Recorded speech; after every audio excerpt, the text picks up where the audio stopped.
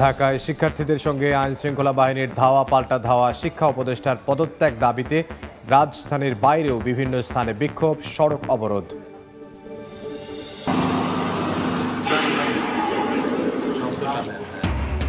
Milestone ট্র্যাজেডিতে শিক্ষার্থী শিক্ষক সহ নিহত বেড়ে ৩১। ফ্লাইট লেফটেন্যান্ট তৌকিরের রাজশাহীতে দাফন। সাহসের গল্প লেখা শিক্ষিকা মেহেরিন নীলফামারীতে সমাহিত।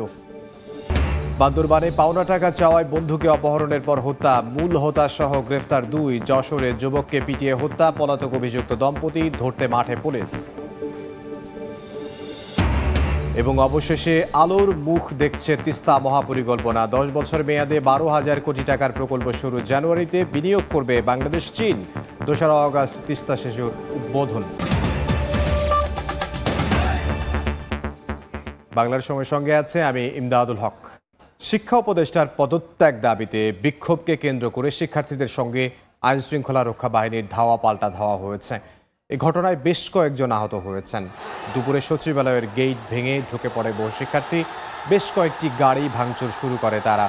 এলজিআরএ ও স্বরাষ্ট্র মন্ত্রণালয়ের সামনেও ভাঙচুর চালানো হয়। এ সময় সাউন্ড গ্রেনেড ও টিয়ার শেল ছড়ে পরিস্থিতি নিয়ন্ত্রণের চেষ্টা করে আইনশৃঙ্খলা রক্ষা বাহিনী। পুলিশের লাঠিচার্জে বেশ কয়েকজন শিক্ষার্থী আহত হয়েছেন। আহতদের মধ্যে নারী শিক্ষার্থীরাও রয়েছেন। সচিবালয় এলাকায় উত্তেজনায় সামনের সড়কে বন্ধ হয়ে যায় যান চলাচল। এর আগে শিক্ষা উপদেষ্টা ও শিক্ষা সচিবের পদত্যাগ দাবিতে বেলা ২:৩০টার দিকে রাজধানীর বিভিন্ন শিক্ষা প্রতিষ্ঠান থেকে সচিবালয়ের ১ নম্বর গেটের সামনে অবস্থান নেন শিক্ষার্থীরা। উত্তরায় মাইলস্টোন স্কুলে বিমান বিধ্বস্ত হয়ে হতাহতের ঘটনায় মঙ্গলবারের এইচএসসি সমমান পরীক্ষা স্থগিত করা হয়েছে। কিন্তু এই সিদ্ধান্ত নিতে দেরি করায় ক্ষোভে ফুঁসছেন শিক্ষার্থীরা।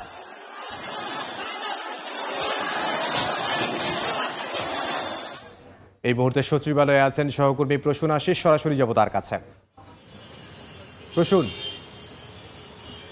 শিক্ষা এবং আইন উপদেষ্টার পদত্যাগের দাবিকে ঘিরে শিক্ষার্থীদের যে আন্দোলনটা শুরু হয়েছিল, সেই আন্দোলনটা মূলত আন্দোলনকে কেন্দ্র করে সচিবালয়ের সামনে এবং সচিবালয়ের ভিতরে দীর্ঘ সময় এক রণক্ষেত্র ছিল। আমরা যদি দেখি যে দুপুর ২টা থেকে এই বিক্ষোভটি শুরু হয়েছিল এবং বিকেল প্রায় ৫:৩০ পর্যন্ত একেবারে পরিস্থিতি রণক্ষেত্রের রূপ নিয়েছিল। আমরা যে জিনিসটি লক্ষ্য করেছিলাম যে তাদের প্রধানত ২-৩টি দাবি এবং মূলত ৬টি দাবিতে তারা যে বিক্ষোভটি করছিলেন, সেই বিক্ষোভের একটি পর্যায়ে দুপুর ৩:৩০টার দিকে, বিকেল ৩:৩০টার দিকে সচিবালয়ে তারা যখন গেট ভেঙে ভিতরে প্রবেশ করে শিক্ষার্থীরা, তার পরপরই মূলত এখানের যারা আইন শৃঙ্খলা রক্ষাকারী বাহিনী ছিল, সেনাবাহিনীর সদস্য, র্যাবের সদস্য এবং পুলিশের সদস্য যারা ছিলেন, তারা কিন্তু তাদের উপরে লাঠিচার্জ করেন এবং টিয়ার শেল নিক্ষেপ করে, সাউন্ড গ্রেনেড নিক্ষেপ করে তাদেরকে ছত্রভঙ্গ করে দেয়। সেই পরিস্থিতি থেকে এখন যদি বলি যে এই মুহূর্তে পরিস্থিতি অনেকটাই স্বাভাবিক হয়েছে, অর্থাৎ সচিবালয়ের সামনে দীর্ঘ সময় যানবাহন চলাচল বন্ধ ছিল, সেটি কিছুক্ষণ আগে সেই যানবাহন চলাচল শুরু করেছে। সচিবালয়ের সামনের পথটি খুলে দিয়েছে, সেটি আমরা দেখতে পাচ্ছি। আর থেমে থেমে কিছুক্ষণ আগে, অর্থাৎ সচিবালয়ের সামনের এই পরিস্থিতি স্বাভাবিক হওয়ার পরেও কিন্তু কিছুক্ষণ আগে যে সচিবালয়ের ঠিক বাঁ পাশে নূর হোসেন চত্বর, যেটি জিপিওর চত্বর বলে আমরা জানি, যেটি সেই চত্বরে কিন্তু ধাওয়া পাল্টা দেওয়া চলছিল শিক্ষার্থীদের সঙ্গে আইনশৃঙ্খলা রক্ষাকারী বাহিনীর সঙ্গে। আমরা তখন দেখতে পাচ্ছিলাম যে গুলিস্তানের দিক থেকে এবং স্টেডিয়ামের দিক থেকে এবং পাশাপাশি পল্টনের দিক থেকে, 3টি দিক থেকেই থেমে থেমে শিক্ষার্থীরা আক্রমণ করছিল পুলিশের উপরে এবং পুলিশও ঠিক পাল্টা ধাওয়া দিয়ে এবং লাঠিচার্জ করে টিয়ার শেল নিক্ষেপ করে সেটি নিবৃত করেছে শিক্ষার্থীদেরকে।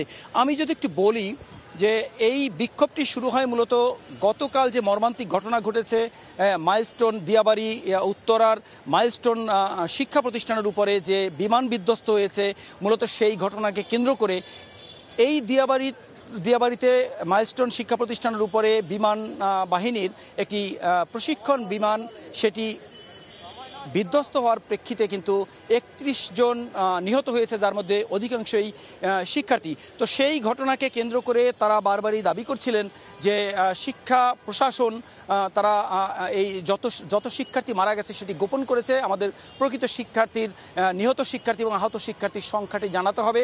সেই দাবিতেই তারা মূলত বিক্ষোভ করছিলেন, আন্দোলন করছিলেন, আর তারা শিক্ষা উপদেষ্টার এবং আইন উপদেষ্টার তারা পদত্যাগ দাবি করছিলেন। তো সবশেষ যে পরিস্থিতি এখন রয়েছে সচিবালয়ের সামনে। সচিবালয়ের সামনের পথটিতে যানবাহন চলছে এবং আমরা দেখতে পাচ্ছি জিপিওর সামনে যে মোড়টি রয়েছে সেখানেও যানবাহন চলাচল করছে। অনেকটাই পরিবেশ স্বাভাবিক হয়েছে। এই ছিল সচিবালয়ের সামনে থেকে এবং জিপিওর সামনে থেকে সবশেষ তথ্য। সচিবালয়ের সামনে থেকে সহকর্মী প্রসূন আশিস। শিক্ষা উপদেষ্টা, বোর্ডের চেয়ারম্যান সহ এইচএসসি পরীক্ষা সংশ্লিষ্টদের পদত্যাগের দাবিতে ঢাকার বাইরেও বিক্ষোভ করেছেন শিক্ষার্থীরা। একই সঙ্গে শিক্ষার্থী বান্ধব উপদেষ্টা ও কর্মকর্তা নিয়োগের দাবিও জানান তারা। এ সময় দেশের বিভিন্ন এলাকার সড়ক মহাসড়ক অবরোধ করেন শিক্ষার্থীরা। এতে সৃষ্টি হয় যানজটের।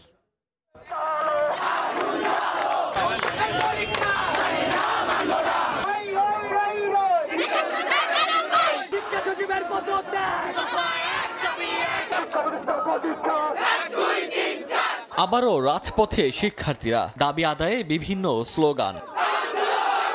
মঙ্গলবার সকালে শিক্ষা উপদেষ্টার পদত্যাগ দাবিতে দেশের বিভিন্ন জেলায় বিক্ষোভ কর্মসূচি পালন করেন শিক্ষার্থীরা। এই সময় শিক্ষা উপদেষ্টা, বোর্ডের চেয়ারম্যান সহ পরীক্ষা সংশ্লিষ্টদের পদত্যাগ করার দাবি ওঠে। একই সঙ্গে শিক্ষার্থী বান্ধব উপদেষ্টা ও কর্মকর্তা নিয়োগেরও দাবি তোলা হয়। যদি স্বৈরাচারের মতো হয়ে গজে ওঠে, আমরা কিন্তু ছাড় দেব না। মাইলস্টোনের যে ঘটনার পূর্ণ তদন্ত সাপেক্ষে তাদের যে লাশের যে হিসাব সেটিকে সঠিকভাবে বাস্তবায়ন করতে হবে প্রথমত।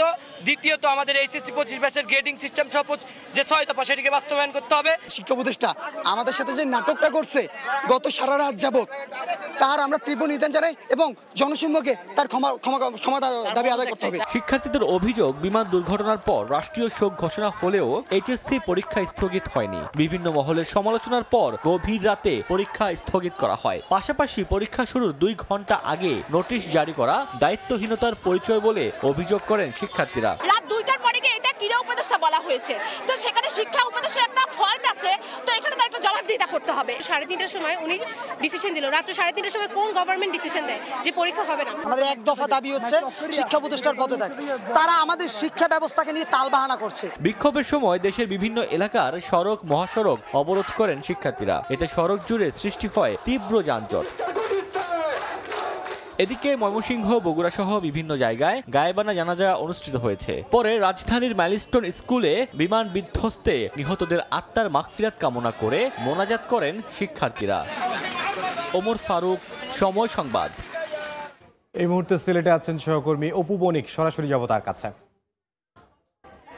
অপু, দেখুন, শিক্ষা উপদেষ্টা এবং শিক্ষা সচিবের পদত্যাগের দাবিতে কিন্তু আজকে সারা বাংলাদেশের মতো কিন্তু সিলেটেও শিক্ষার্থীরা কিন্তু এখানে যে মাধ্যমিক উচ্চ মাধ্যমিক শিক্ষা বোর্ড রয়েছে সেইখানে কিন্তু তারা অবস্থান নিয়েছেন এবং তাদের মোট যে দাবিগুলো রয়েছে সেই দাবিতেই কিন্তু তারা কিন্তু আজকে এখানে রাস্তা অবরোধ করেছেন এবং তারা স্লোগানে কিন্তু তারা তাদের দাবি কিন্তু জানিয়েছেন। আপনাদেরকে বলতে চাই, কিছুক্ষণ আগেও কিন্তু এখানে শত শত শিক্ষার্থীরা কিন্তু এখানে অবস্থান নিয়েছেন এবং ঢাকায় ঘটে যাওয়া যে ঘটনাগুলো রয়েছে, মাইলস্টোনের যে ঘটনাগুলো রয়েছে সেই ঘটনাগুলোর বিভিন্ন দাবিতে কিন্তু তারা এখানে অবস্থান করেছেন এবং তাদের যে 6 দফা যে দাবিগুলো রয়েছে সেগুলোর মধ্যে নিহতদের সঠিক নাম ও তথ্য প্রকাশ করা সহ আহতদের সম্পূর্ণ এবং নির্ভুল তালিকা প্রকাশ করতে হবে। পাশাপাশি শিক্ষকদের গায়ে সেনাবাহিনীর যে সদস্যদের হাতে তোলা এই জঘন্য যে ঘটনাগুলো রয়েছে সেগুলোর জন্য কিন্তু জনসম্মুখে নিঃশর্ত ক্ষমা চাইতে বলা হয়েছে তাদের এই দাবিতে এবং নিহত প্রতিটি শিক্ষার্থীর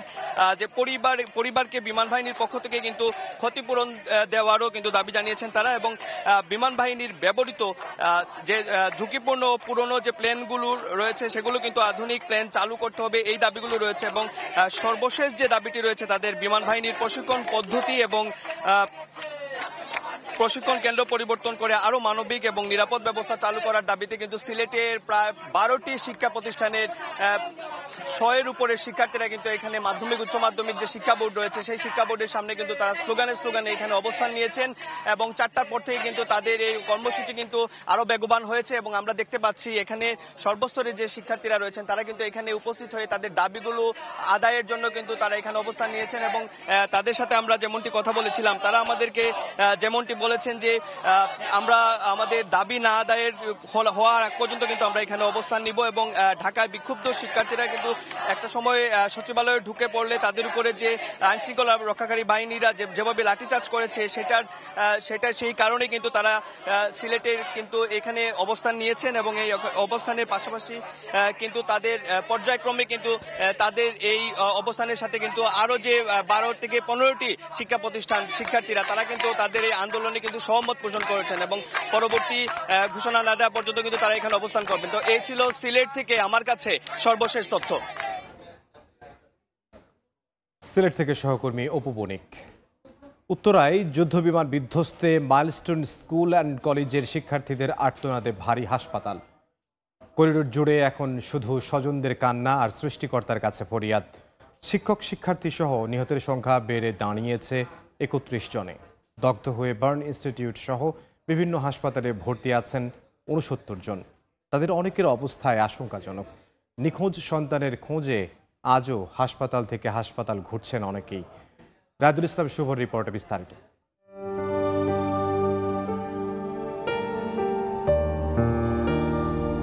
রাতভর অপেক্ষা, ফুটফুটে শিশুকে ফিরে পাওয়ার হাজারো প্রার্থনা যখন ব্যর্থ হয়ে লাশ নিয়ে ফিরতে হয় স্বজনকে, তখন আর যেন পা চলে না কারো। চোখের সামনে পৃথিবী হয়ে যায় শূন্য।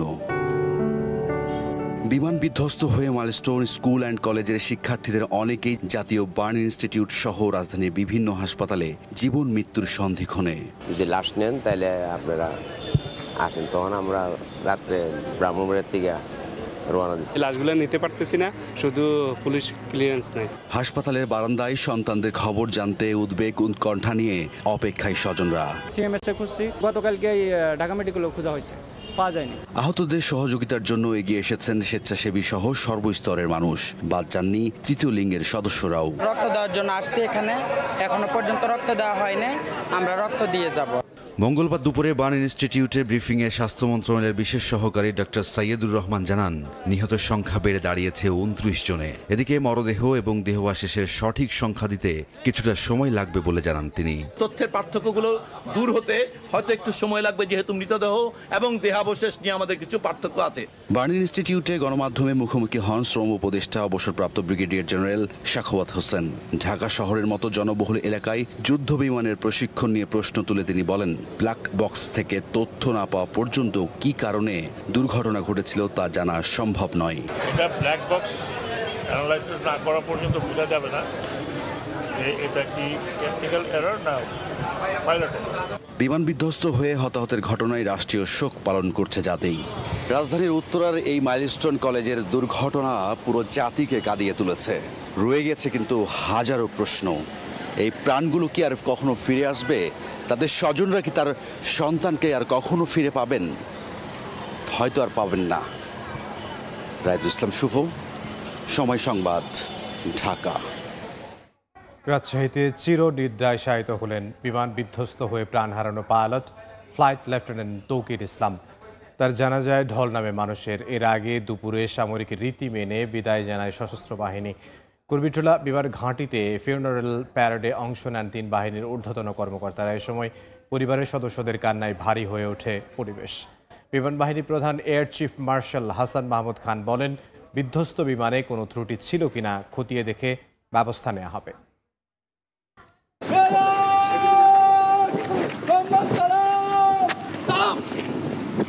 ঢাকা সেনানিবাসের কুর্মিটোলায় বিমান বাহিনীর ঘাঁটি একে খন্দকার প্যারেড গ্রাউন্ড। ফিউনারেল প্যারেডে দাঁড়িয়ে সহকর্মী, ঊর্ধ্বতন কর্মকর্তা ও পরিবারের সদস্যরা। হৃদয়ে শোক নিয়ে ফ্লাইট লেফটেন্যান্ট তৌকির ইসলামকে বিদায় জানান সবাই।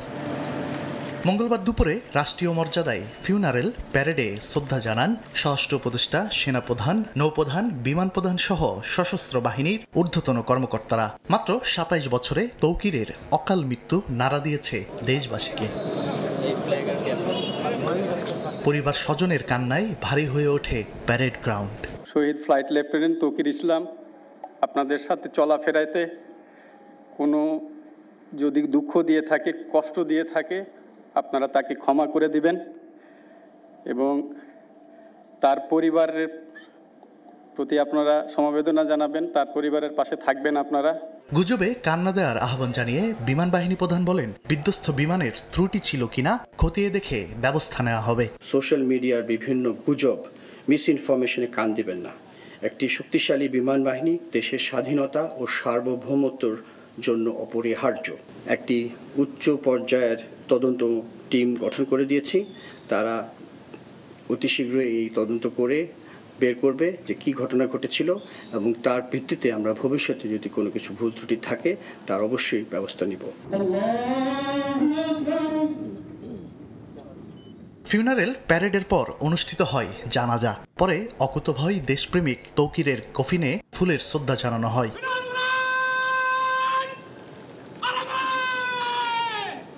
এদিন দুপুরেই তার মরদেহ বিমান বাহিনীর হেলিকপ্টারে করে নেওয়া হয় নিজ শহর রাজশাহীতে। পরে মুক্তিযুদ্ধ স্মৃতি স্টেডিয়ামে অনুষ্ঠিত হয় দ্বিতীয় নামাজের জানাজা। পরে সফুরা কবরস্থানে তার মরদেহ দাফন করা হয়। তানভীর হাসান মেঘ, সময় সংবাদ, ঢাকা। মাইলস্টোন ট্র্যাজেডিতে সাহসের অনন্য গল্প লিখে গেলেন শিক্ষক মেহেরিন চৌধুরী।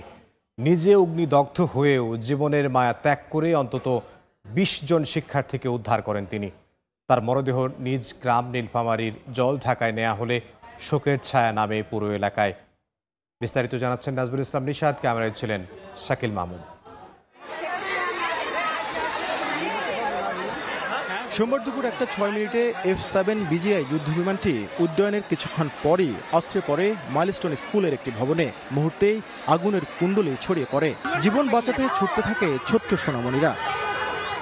কিন্তু বিভীষিকাময় সেই মুহূর্তে শিক্ষার্থীদের জন্য নিজের শরীরকে ঢাল হিসেবে দাঁড় করান শিক্ষক মেহেরিন চৌধুরী। নিশ্চিত মৃত্যু ঝুঁকি জেনেও নিজে নিরাপদে না সরে গিয়ে ২০ শিক্ষার্থীকে উদ্ধারে সহায়তা করেন। তিনি ছিলেন শহীদ রাষ্ট্রপতি জিয়াউর রহমানের ভাতিজি ও বিএনপির ভারপ্রাপ্ত চেয়ারম্যান তারেক রহমানের চাচাতো বোন। কিন্তু সবকিছু ছাপিয়ে তার পরিচয় আজ শুধুই একজন সাহসী আত্মত্যাগী শিক্ষক। আগুন শরীরে থাকা সত্ত্বেও উনি নিজেই ওই বাচ্চাদেরকে উদ্ধার করছে। বাচ্চাদেরকে বাঁচানোর জন্য তিনি তার জীবন উৎসর্গ করেছে। এজন্য আমরা জলঢাকাবাসী, আমরা শিক্ষক হিসাবে আমরা গর্বিত। মঙ্গলবার বেলা ৩টার পর মেহেরিনের মরদেহ নিজ গ্রামের বাড়ি নীলফামারীর জলঢাকায় নেওয়া হলে পুরো এলাকা শোকে স্তব্ধ হয়ে যায়। জীবিত অবস্থায় ওর সাথে কথা বলার সুযোগ হয়েছে। ও আমাকে বলল আমার সামনে এতগুলা বাচ্চা আগুনে পুইরা মারা যাবে, বাচ্চাগুলো মারা যাচ্ছে, আমি নিজে বাঁচলে বাইচা যাইতে পারতাম, কিন্তু বাচ্চাদের দিকে তাকায় আমি ফিরে আসতে পারি নাই। সে শিক্ষক হিসেবে নয়, আজকে যোদ্ধা হিসেবেই তাকে আমি গণ্য করব যে সে একজন যোদ্ধা ছিল। উনি যে ২০-২৫ জন স্টুডেন্টকে বাঁচালো নিজের জীবনের বিনিময়ে, আল্লাহ ওনাকে বেহেশতে বাসী করুক। মেহেরিন চৌধুরীর মৃত্যুতে পুরো দেশে শোক নেমে এলেও সাহসিকতা, মমতার দায়িত্ববোধের এক অনন্য প্রতীক হয়ে থাকবেন তিনি। নাজমুল ইসলাম নিশাদ, সময় সংবাদ, জলঢাকা, নীলফামারী। বাংলার সময় আরো থাকছে।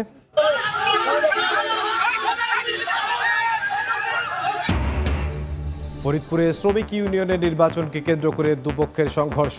রণক্ষেত্র বাস স্ট্যান্ড এলাকা যান চলাচল বন্ধ থাকায় দুর্ভোগে যাত্রীরা। মাইলস্টোন ট্র্যাজেডিতে নিহতদের গ্রামের বাড়িতে চলছে মাতম। পুরো এলাকায় শোকের ছায়া। বিভিন্ন জেলায় দাফন করা হয়েছে শিশু ও মায়ের মরদেহ।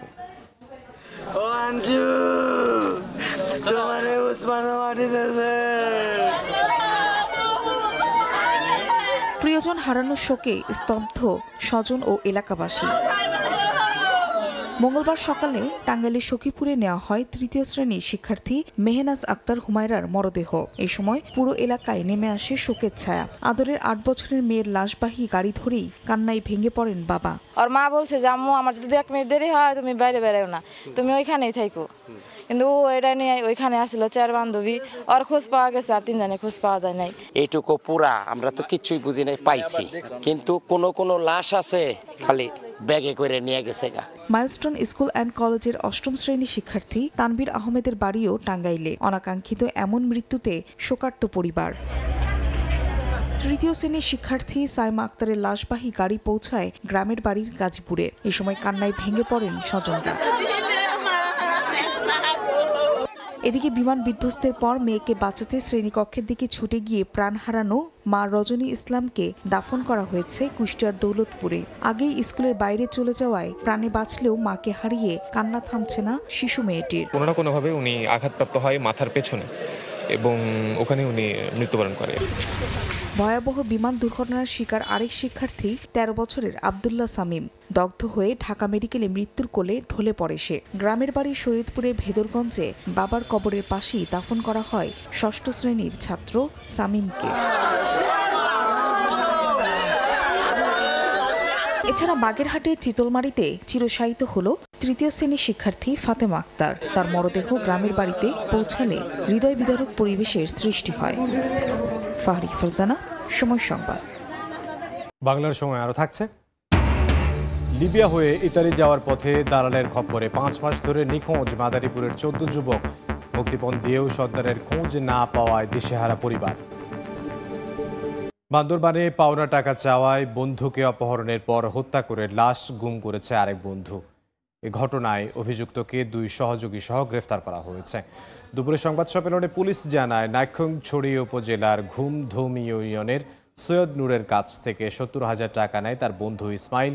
দীর্ঘদিনেও টাকা পরিশোধ না করায় সালিশ হয়, কিন্তু টাকা না দিয়ে উল্টো নূরের ওপর ক্ষিপ্ত হয় ইসমাইল। এরই জেরে গত 18 জুলাই নূরকে টাকা দেওয়ার কথা বলে সীমান্তবর্তী এলাকার কাছাকাছি অজ্ঞাত স্থানে নিয়ে যায়। এরপর তাকে মারধর ও হত্যার হুমকি দিয়ে পরিবারের কাছ থেকেও মুক্তিপণ দাবি করে। স্বজনরা মোবাইল ব্যাংকিংয়ের মাধ্যমে 50,000 টাকাও দেয়। এরপরও নূর ফিরে না আসায় তার স্ত্রী থানায় মামলা করেন। পুলিশ অভিযান চালিয়ে ইসমাইল ও তার সহযোগী রোহিঙ্গা রহমতুল্লাহ ও আলী হোসেনকে গ্রেফতার করে। পরে তারা অপহরণ ও হত্যার কথা স্বীকার করে। তাদের দেয়া তথ্যে ডুলুবুনিয়া গহীন জঙ্গল থেকে সৈয়দ নূরের মরদেহ উদ্ধার করা হয়। যশোরে পাওনা টাকা চাওয়ায় আবু বক্কর নামে এক ব্যক্তিকে পিটিয়ে হত্যা করা হয়েছে। ঘটনার পর থেকে পলাতক অভিযুক্ত নির্মল কুমার ও তার স্ত্রী।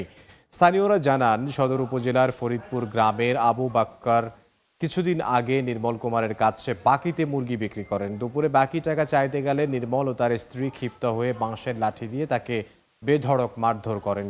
প্রতিবেশীরা আহত অবস্থায় উদ্ধার করে যশোর জেনারেল হাসপাতালে নিয়ে গেলে চিকিৎসক তাকে মৃত ঘোষণা করেন।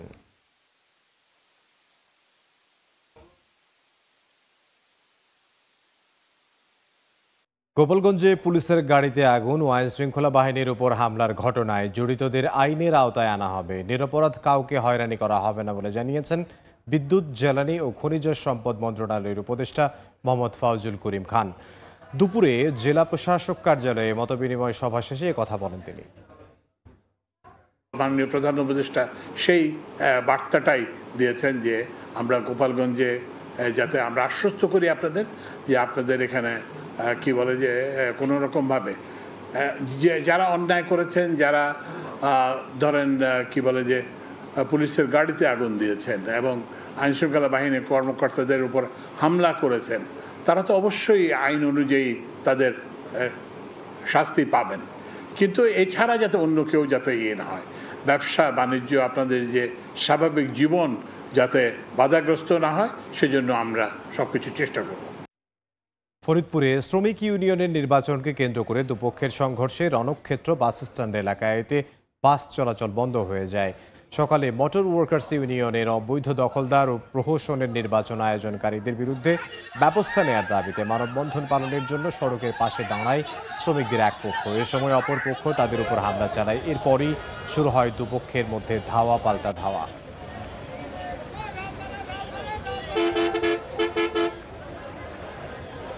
পাঁচ মাস ধরে খোঁজ নেই মাদারীপুরের 14 যুবকের। উন্নত জীবনের আশায় লিবিয়া হয়ে ইতালি যাওয়ার পথে দালালদের খপ্পরে পড়েন তারা।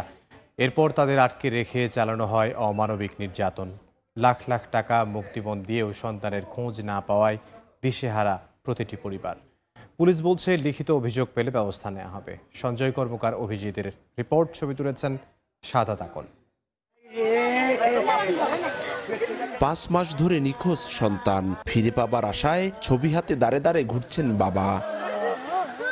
সম্প্রতি কৌশলে মাদারীপুরের রাজুরের বাজিতপুর ইউনিয়নের বাসিন্দা খলিলের পাসপোর্ট নেয় দালাল বাবুল হাওলাদার। উন্নত জীবনের প্রলোভন দেখিয়ে ইতালি পাঠানোর কথা বলে হাতিয়ে নেয় লাখ লাখ টাকা। কিন্তু খলিল এখন কোথায় জানেন না তার বাবা। একই ফাঁদে দিনমজুর সোহেল চকিদার সহ 14 যুবক। ভাগ্য পরিবর্তনের আশায় ইতালির উদ্দেশ্যে 1 বছর আগে বাড়ি ছাড়েন তারা। পরে তাদের লিবিয়ায় জিম্মি করে নির্যাতন চালিয়ে চালিয়ে আদায় করা হয় মুক্তিপণের টাকা, ভিটেমাটি বিক্রি আর চড়া সুদে লাখ লাখ টাকা ধার করে দালালদের হাতে তুলে দিলেও খোঁজ নেই যুবকদের। 15 লাখ টাকা নেওয়ার পরে আজ 5 মাস ধরে আমার বাতিজার কোনো খোঁজ খবর পাইতেছি না। আমাগো ছেলে সন্তান পাই এইটাই আমরা দাবি করি। নিখোঁজ 14 যুবকের পরিবারের কাছ থেকে টাকা নেয়ার পর থেকে ঘরে তালা ঝুলিয়ে পলাতক রয়েছে অভিযুক্ত বাবুল ও তার পরিবার। দালালি ব্যবসা করছে, লোক নেছে। এই যে টাকা পয়সা সবাই দিছে, আমি কিছুই জানি না। লিখিত অভিযোগ পেলে ব্যবস্থা নেয়ার আশ্বাস পুলিশের। 14 জনের পরিবারের পক্ষ থেকে কেউ আমাদের থানায় এখন পর্যন্ত কোনো অভিযোগ করেননি এবং যদি অভিযোগ করেন অবশ্যই আমরা এ বিষয়ে আইনানুগ ব্যবস্থা নিব। স্বজনেরা জানান, ভুক্তভোগী প্রত্যেক পরিবারের কাছ থেকে 30 থেকে 40 লাখ টাকা করে নিয়েছে দালাল চক্র। সঞ্জয় কর্মকার, অভিজিৎ, সময় সংবাদ, মাদারীপুর। সব দ্বিধা কাটিয়ে অবশেষে আলোর মুখ দেখছে তিস্তা মহাপরিকল্পনা। 10 বছর মেয়াদে 12,000 কোটি টাকার এই প্রকল্পের কাজ শুরু হবে 2026 সালের জানুয়ারিতে, যেখানে বিনিয়োগ করবে বাংলাদেশ ও চায়না সরকার। তিস্তার ভাঙ্গন প্লাবনার খরার সঙ্গে জীবনযুদ্ধে ক্লান্ত নদীপাড়ের বাসিন্দাদের দীর্ঘ সময়ের আন্দোলন তিস্তা মহাপরিকল্পনা বাস্তবায়ন। ভারতের একতরফা পানি আগ্রাসনের বিরুদ্ধে নদীপাড়ের মানুষের এই সংগ্রামে যুক্ত হন বিভিন্ন সামাজিক, রাজনৈতিক ও স্বেচ্ছাসেবী সংগঠন। তবে এবার অন্তর্বর্তী সরকারের হাত ধরে বাস্তবায়িত হতে যাচ্ছে তিস্তা মহাপরিকল্পনা। 12,000 কোটি টাকা ব্যয়ে এই প্রকল্প শেষ হবে 10 বছরে। 12,000 কোটি টাকা ব্যয়ে তিস্তা প্রকল্প এই এলাকায় বাস্তবায়িত হবে। এটার কাজ আমরা এগিয়ে নিচ্ছি। এখানে সরকারও টাকা দিবে, চীন সরকারও টাকা দিবে। অধিকার কর্মীরা বলছেন, অন্তর্বর্তী সরকারের তিস্তা মহাপরিকল্পনা বাস্তবায়নের যে উদ্যোগ, তাতে নদীপাড়ের বাসিন্দাদের আকাঙ্ক্ষার প্রতিফলন ঘটেছে। বাস্তবায়নের অপেক্ষায় মানুষ বসে আছে এবং মানুষের মধ্যে যে আশার আলো জন্মেছে, এটা যেন নিভে না যায়, এটা যেন প্রজ্বলিত থাকে। 20 জুলাই থেকে চীন দূতাবাস ও পাওয়ার চায়নার একটি প্রতিনিধি দল তিস্তা নদী এলাকায় মাঠ পর্যায়ের জরিপ শুরু করেছে। নাজমুল ইসলাম নিশাত, সময় সংবাদ, রংপুর। বাংলার সময়ের শীর্ষ সংবাদগুলো জানিয়ে দিচ্ছি আরও একবার। ঢাকায় শিক্ষার্থীদের সঙ্গে আইন শৃঙ্খলা বাহিনীর ধাওয়া পাল্টা ধাওয়া, শিক্ষা উপদেষ্টার পদত্যাগ দাবিতে রাজধানীর বাইরেও বিভিন্ন স্থানে বিক্ষোভ, সড়ক অবরোধ।